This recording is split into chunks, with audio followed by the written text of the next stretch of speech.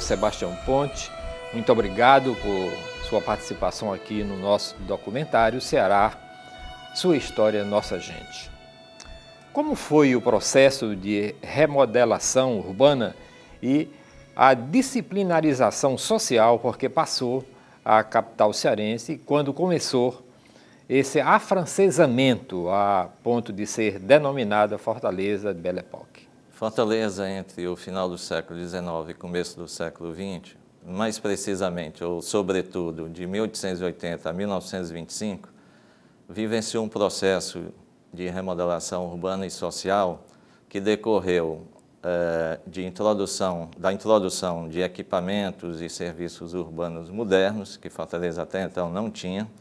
Antes era uma cidade acanhada, na primeira metade do século XIX, inferior a Aracati e Icó, mas que toma um grande impulso expansionista e de crescimento econômico e urbano a partir da exportação de algodão da década de 60, 1860. Esses serviços e equipamentos urbanos modernos era da ordem do bonde, puxado a burro, depois se tornou elétrico em 1912, né?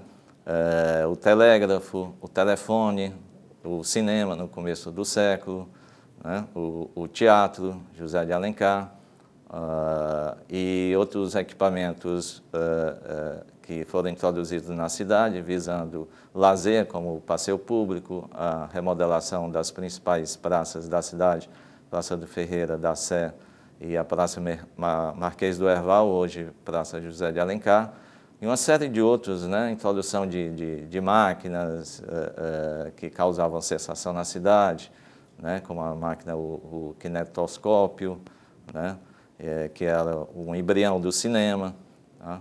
Então, a cidade modificou-se a partir desses equipamentos, ao mesmo tempo que havia um enriquecimento da sua burguesia industrial, da sua burguesia comercial, melhor falando, de negociantes, que foram construindo sobrados de até 3 andares, coisa que a cidade não tinha antes, ou tinha muitíssimo pouco. Então, todo esse conjunto de equipamentos foi dando um novo rosto à cidade, né? Ela foi tomando com a configuração de uma cidade moderna, de um visual europeu, porque essas fachadas obedeciam aos estilos arquitetônicos então em voga na Europa. Em suma, a Fortaleza que está crescendo, que está se modernizando nesse período, procura tomar como imagem e semelhança cidades como Paris, Londres, que eram a referência de cidade moderna, né? Muito bem, essa é a remodelação urbana de que estamos falando. A remodelação social é porque isso compreende necessariamente uma mudança comportamental, uma mudança na sociedade. Falamos que, né, uma burguesia se enriqueceu, que está embelezando a cidade com seus prédios. Os serviços públicos também estão aformoseando essa mesma cidade com praças e passeios públicos, né, e passeio público, áreas de lazer, e com muitas flores, né, muito jardim, porque esse também era o protótipo de uma cidade moderna, refinada, civilizada, passava também por esses quesitos, né?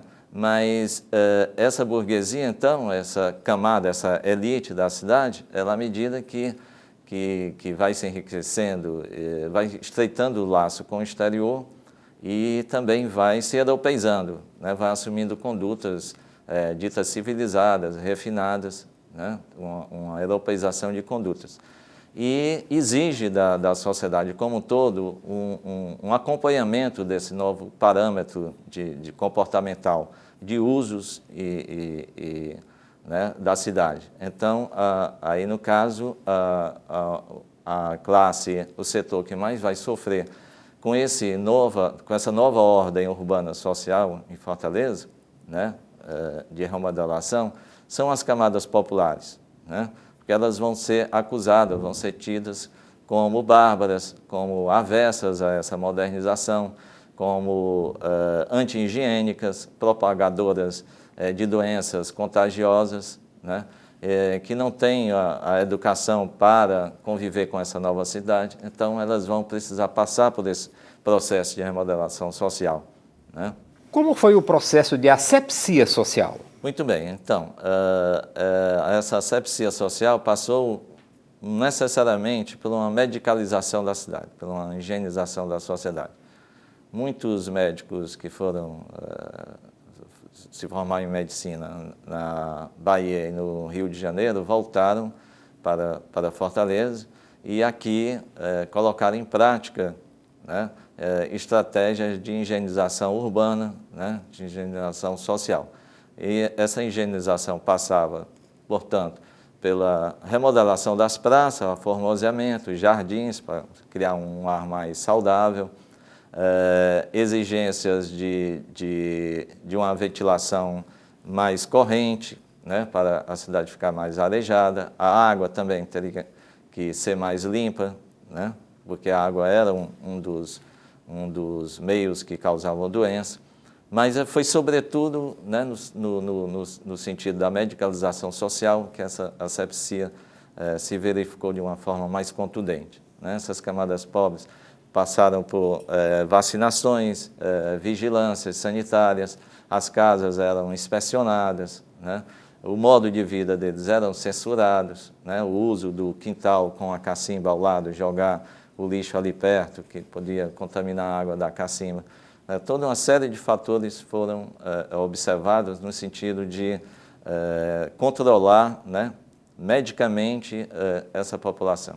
As correntes francesas de pensamento filosófico, científico e estilo literário influenciaram a produção intelectual da época? Sim, influenciaram, né, e de forma bastante intensa.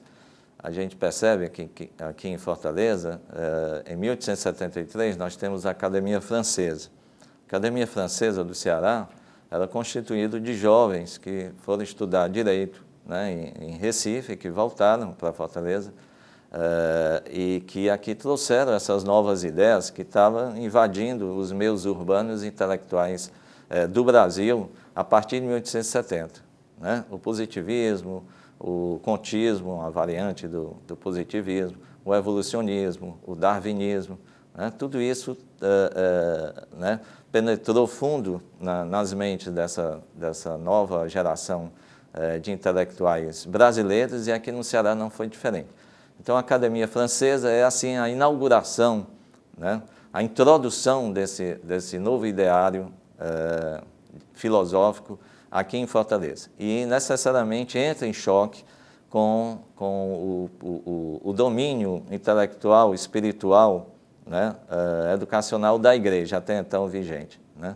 Essas duas correntes, essas duas forças se debatem, né, fazem todo um conflito de ideias através de jornais, que foi salutar para o campo das ideias, para a formação de um universo de letras, de letrados aqui em Fortaleza.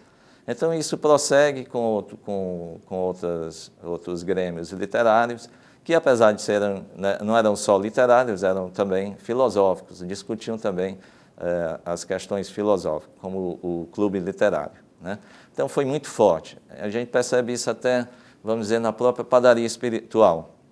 A padaria espiritual era muito crítica, muito irreverente, né?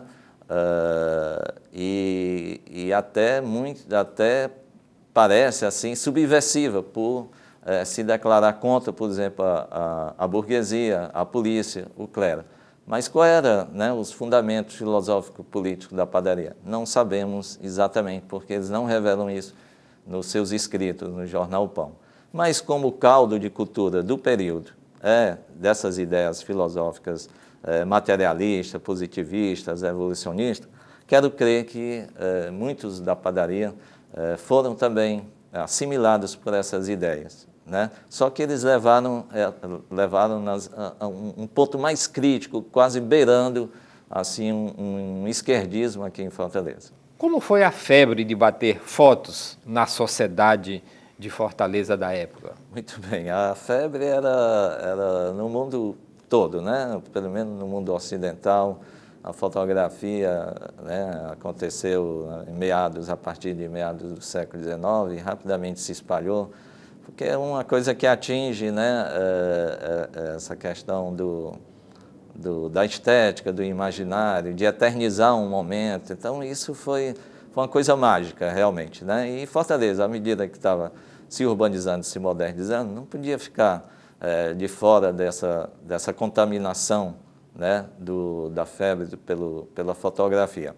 A gente percebe, inclusive, que havia fotógrafos estrangeiros aqui, né? Niels Olsen, o fotógrafo dinamarquês, acaba vindo para cá, para Fortaleza, né? Perambula aqui pelo Nordeste e se fixa aqui, constitui família, falece, né? Fica aqui, né? E tínhamos fotógrafos que usavam o nome francês, mas que não eram franceses, eram cearenses, porque a moda, né? O que parecia ser moderno era que fosse francês, então eles assumiram nomes franceses, o Moura Quinault e o como é que é o nome do outro, não sei o que, Bandier, né? Na verdade eram cearenses. Então, Fortaleza está, né, como eu falei, se aformoseando, assumindo um novo rosto, e as pessoas também. Então, a fotografia caiu em cheio para uma sociedade que estava descobrindo o belo, que estava entusiasmado com aquelas transformações que Fortaleza estava passando, né? Que, portanto, queria demonstrar isso. Aí você vê como é interessante, né? Não só as pessoas procuram os estúdios para bater as fotos e eternizar aqueles momentos de suas vidas, como a própria cidade também se tornou um objeto do desejo fotográfico, né? Porque em 1908 sai um álbum de vistas de Fortaleza, publicado, né, financiado pela Casa Boris, né, dos irmãos Boris Freires, que é editado em Nantes, na França, e que é todo sobre Fortaleza. E como é um álbum de fotografia, ele não tem nada escrito, a não ser a legenda daqueles espaços, daqueles equipamentos que eu falei que Fortaleza estava tendo. Então você vê que a própria cidade, né, no seu desenvolvimento, no seu aformoseamento, no seu embelezamento, né, chama a atenção e se torna objeto dessa febre da fotografia. Como era a moda, especialmente a feminina? Então, a cidade estava se remodelando, se embelezando, e a moda é uma das novidades, uma das coisas de fora que vem para a cidade e que também toma de conta, né, das elites, sobretudo, um pouco das camadas médias, e as mulheres já eram, à época, né, o principal alvo dessa moda. Então, havia na cidade jornais e revistas, inclusive estrangeiras, que informavam, né, ao fortalezense quais eram as últimas tendências, em Paris, sobretudo, né, e os anúncios de moda veiculados nos jornais eram nesses termos: a última moda vinda da Europa, a última novidade vinda de Paris, às vezes até usando mesmo termos franceses, né? A moda recém-chegada no dernier bateau, ou seja, no último navio. Quer dizer, estar em dia com a moda era estar em dia com o que o último navio trouxe, porque a moda, os livros, né, todos esses equipamentos, as ideias vinham de navio, né? Vinham de navio da Europa. Então, os navios que vinham do velho continente eram aguardados com muita ansiedade, né? Seja pelo livreiro, seja pelo intelectual, seja pelo comerciante, até pelos poucos industriais que tinham na cidade, e também por aqueles que acompanhavam a moda, né? As mulheres e os maridos que teriam que fazer a compra para as mulheres, né? As mulheres na época realmente não trabalhavam. Mais adiante elas vão reivindicar, né, trabalho, vão reivindicar participar do mercado de trabalho e também né, participação política, etc. Tá? A moda, vamos diferenciar, nesse final de século, é uma moda sobretudo da saia balão, né, usada em festas, evidentemente, né, para uso de passeio, pelas praças, ou para ir a uma confeitaria Maison Art Nouveau, que era um espaço que as mulheres poderiam frequentar, né, por ser uma confeitaria, e os cafés ficavam mais para os homens, né, e o passeio público, sobretudo, né, que era um espaço privilegiado para o desfile de elegantes, e aí a mulher era super bem-vinda, era ali que ela desfilava esses últimos modelitos. Então, no final do século, o que está prevalecendo em termos de moda, o espartilho, que não é uma coisa nova, mas continua vigente, porque cria o efeito da cintura fina, e a saia balão, usada sobretudo nas festas, como eu já falei, né? Porque ela é interessante, porque ao mesmo tempo que ela afasta, ela atrai, né? Ela afasta por ser rodada, então ela, né, tem uma largura que faz com que o homem fique mais distante. Mas ela atrai porque ela, sendo de balão, ela vai um pouco para frente, um pouco para trás. E isso permite aqui e acolá vislumbrar um pouquinho dos seus tornozelos, que era o que os homens na época podiam ver do corpo da mulher e que vibravam quando conseguiam ver. Quando a mulher subia o bonde, por exemplo, aí, né, nesse caso, tinha que mostrar um pouco do tornozelo. Não era à toa que ficava uma rapaziada ali, um pouco por perto dos bondes, né, como não querendo nada e querendo por ali para ver isso, né. Bom, então, essa moda ela vai modificar radicalmente nos anos 20. Né? Os anos 20 foram assim, turbulentos e cheios de grandes novidades. Aí a moda não é mais o espartilho nem a saia balão, muito pelo contrário. É uma moda que encurta os vestidos até os joelhos, né? Tira as mangas dos vestidos das mulheres, então as mulheres passam a mostrar as pernas e os braços, se bem que as pernas eram recobertas por meias, né? Mas mesmo assim foi uma moda, né, chocante, né? Muita gente se revoltou, sobretudo, né, claro, pais, noivos e maridos e namoradas, mas as mulheres foram em frente e mantiveram. E outra coisa, não só encurtaram os vestidos, como encurtaram também o cabelo. Aquelas longas madeixas que vinham desde os tempos antigos, de Eva, etc., né? Aí caiu por terra também, né? As mulheres passaram a adotar o estilo à la garçonne, né? Estilo a rapazinho, né? O corte também chamado de Chanel, um pouco mais comprido, que é tudo isso dos anos 20. Evidentemente, como as outras, essa moda também veio de Paris, veio da Europa, né? Mas que foi acompanhada devidamente e com muita coragem pelas cearenses. O senhor poderia falar um pouco sobre o café Java? Sim, com muito prazer. O café Java, ele é um dos 4 cafés que surgem na década de 80 na Praça do Ferreira, né? É um toque de afrancesamento na cidade, né? Como tudo, o moderno tem que ter referência francesa, criam-se, portanto, constroem-se esses cafés em estilo chalé francês nos 4 cantos da Praça do Ferreira. E um deles é o Java. Não é o maior, né? O maior era o Café do Comércio, né? Tinha uma parte, né? Um pavimento superior, mas acabou sendo o mais famoso, o mais atraente, sobretudo para a boemia intelectual de Fortaleza, né? Então, é por isso que nas mesas do café já eles tinham mesas ao ar livre, como os cafés franceses, né? E ali em 1892, no início de 1892, alguns rapazes, né, literatos, mais uma vez sentaram-se à mesa do Café Java e tiveram a brilhante ideia de criar um grêmio cultural, não só literário, mas cultural, que fosse absolutamente diferente de tudo que existisse, né, que não fosse burocrático, que não reproduzisse aquelas convenções das academias literárias, né, que fosse escandalosa, que tivesse repercussão lá fora, que sacudisse Fortaleza, que foi a padaria espiritual, né, o Antônio Salles e um pequeno grupo de futuros padeiros espirituais.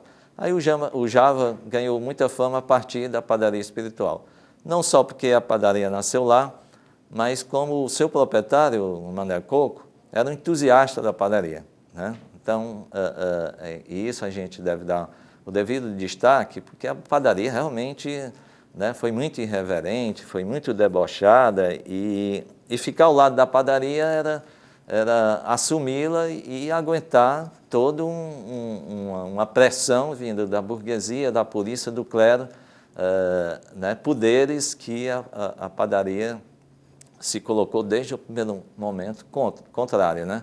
E o Mané Coco era um entusiasta. Tanto é que quando algum padeiro aniversariava, né, ele fazia um balão imenso, né, com o dístico da padaria, né, iluminava totalmente o Café Java e servia a luar gratuitamente. Ou seja, então muita gente ia para lá nesse momento, e era uma oportunidade de conhecer melhor os padeiros e de divulgar a padaria. Por isso que o Café Java acabou se tornando famoso e com muita credibilidade.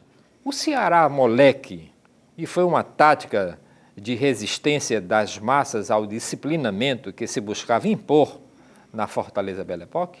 Essa é uma novidade da minha pesquisa, digamos. É um ponto em que eu resolvi explorar e refletir mais aprofundadamente, né? Até então, o Ceará moleque já era objeto de discussão de outras publicações, de outros autores, mas que não a interpretavam assim, apenas como algo como um espírito jocoso do cearense, né? Como eu estava vendo a interiorização, a intervenção desses poderes, esse processo de remodelação na cidade, né, esse controle exercido sobre a massa, né, essa imposição do modelo de condutas europeias na cidade, essa nova ordem que é muito benéfica, muito satisfatória, muito favorável às elites, né, mas que para as camadas populares e até parte das classes médias foi um verdadeiro inferno, né, uma ordem perversa mesmo. Então, eu comecei a perceber que esse Ceará moleque que ocorre aqui e acolá, nos jornais, a própria padaria espiritual, né, em algumas estripulias urbanas, né, vibradas, feitas tanto pela essa boemia, mas também por populares, e que foi chamado, né, de uma forma pejorativa de Ceará moleque por parte das elites, né? E também comecei a perceber como esse Ceará moleque, aí no caso, esse comportamento debochado, sarcástico, incomodava as elites, né? Volta e meia, os jornais, revistas de elite dos anos 20 se voltavam contra o Ceará moleque, porque atentava contra os fóruns civilizatórios da cidade, né? Maculavam uma imagem de cidade moderna, de cidade né, bem educada e formosa, etc., civilizada em suma, né, que Fortaleza estava construindo a duras penas, etc. Então eu percebi que realmente esse comportamento, esse Ceará moleque, incomodava as elites, né? Se incomodava, era uma forma, portanto, né, de insatisfação, de resistência, ainda que talvez não seja completamente, formalmente consciente, né? Vamos fazer isso porque é uma forma da gente atacar a burguesia. Não, não é isso, certo? É uma forma de insatisfação que eu percebo, né, em relação a toda aquela série de coisas que estavam acontecendo e que grande parte da população de Fortaleza não estava sendo beneficiada, estava sendo controlada, imposta para seguir aqueles ditames. Ok, professor, muitíssimo obrigado aqui por sua participação no nosso documentário Ceará, Sua História, Nossa Gente. Eu que agradeço a oportunidade de contribuir para uma reflexão, para o conhecimento da nossa história, sobretudo da história de Fortaleza.